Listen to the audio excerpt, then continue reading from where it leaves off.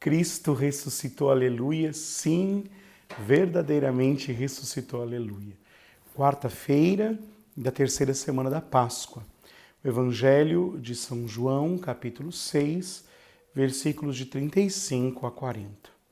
Disse Jesus à multidão: Eu sou o pão da vida. Quem vem a mim não terá mais fome, e quem crê em mim nunca mais terá sede. Eu, porém, vos disse que vós me vistes, mas não acreditais. Todos os que o Pai me confia virão a mim, e quando vierem, não os afastarei, pois eu desci do céu, não para fazer a minha vontade, mas a vontade daquele que me enviou. E esta é a vontade daquele que me enviou, que nenhum se perca, mas eu os ressuscite no último dia.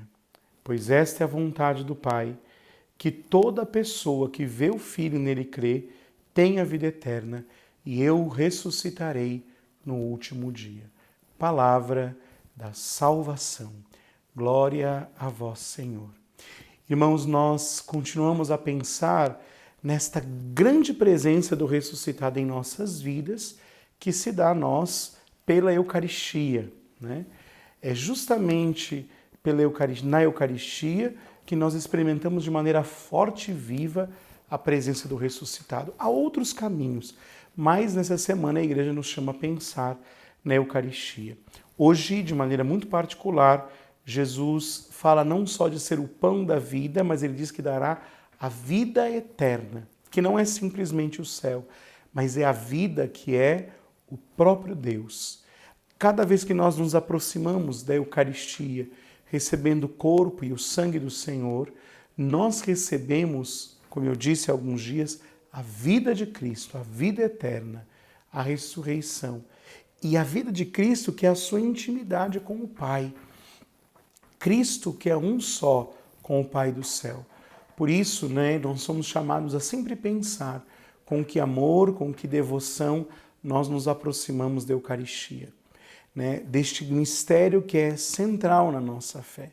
A missa não é simplesmente a celebração da igreja que adora a Deus Pai em Cristo, mas a missa é a celebração de Cristo que se oferece ao Pai e que a igreja, agindo na pessoa de Cristo por meio dos ministros, realiza este mistério. Irmãos, a Eucaristia, a Santa Missa, é a antecipação do céu.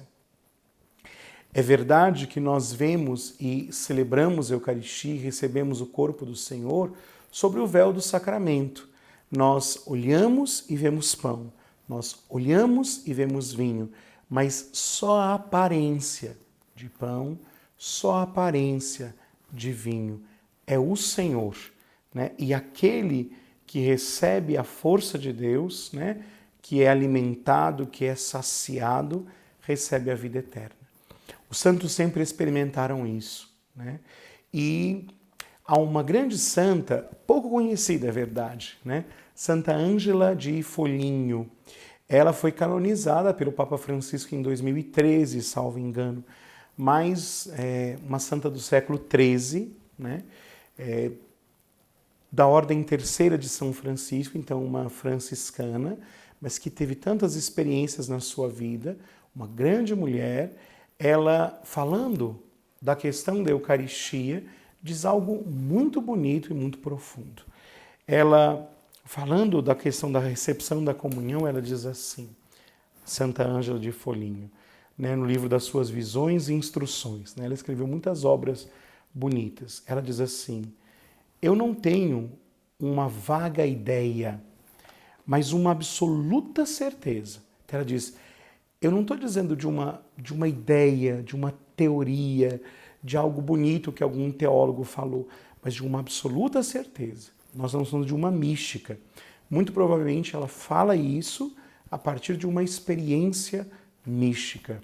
E ela diz assim: se uma alma visse e contemplasse algum dos íntimos esplendores do sacramento do altar, da Eucaristia, a alma, pegaria fogo, pois veria o amor divino.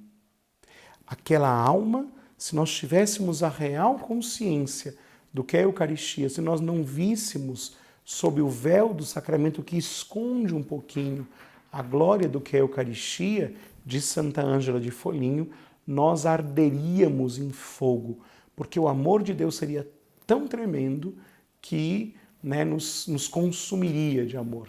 Nós não morreríamos, né, de tristeza ou de doença, mas nós morreríamos de amor. Seríamos consumidos pela força da Eucaristia. Lembremos que no Antigo Testamento, quando Deus falava a Moisés e Moisés retornou da montanha, ele precisava usar um véu no rosto, porque tamanha era a glória de Deus que resplandecia no rosto de Moisés, que o povo não suportaria enxergar a Moisés. Agora imaginemos nós, se nós víssemos a glória e o esplendor da Eucaristia. Por isso o Senhor a escondeu, né, nas espécies do pão e do vinho, a presença do corpo e do sangue do Senhor, para que nós suportássemos o tamanho da sua glória e o tamanho do seu amor. Agora, isso não pode fazer com que a gente caia na indiferença. O Senhor nos sacia e nos comunica pela Eucaristia a vida eterna, né? Santa Ângela vai nos lembrar, né? Até falando dos padres, que partilha o que ela falava para os padres, e aí nós também podemos aplicar para nós. Parece-me que aqueles que oferecem o sacrifício, ela falava dos padres aqui, ou tomam parte dele, os que comungam, deveriam meditar profundamente sobre a profunda verdade do mistério 3 vezes santo, em cuja contemplação deveríamos permanecer imóveis e absortos. Ela diz, está escondido, mas nós temos que meditar, porque de alguma maneira nós já carregamos a vida eterna. Sobre o véu do sacramento, porque temos o corpo e o sangue do Senhor.